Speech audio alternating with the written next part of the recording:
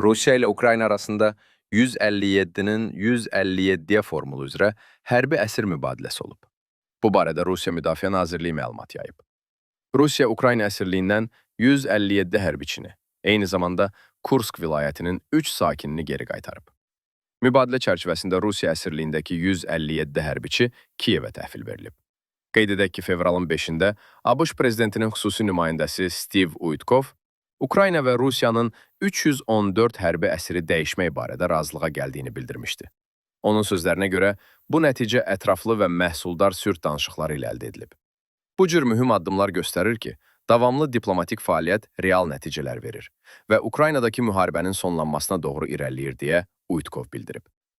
Onu da qeyd edək ki, Ukrayna ordusu yanvar ayında uzaq mənzilli Flamingo raketləri ilə Rusiyanın Areşnik raketlərini buraxdığı Kapustin Yar təlim poligonuna zərbə endirib. Bu barədə Ukrayna Silahlı Qüvvələrinin baş qərargahı məlumat yayıb.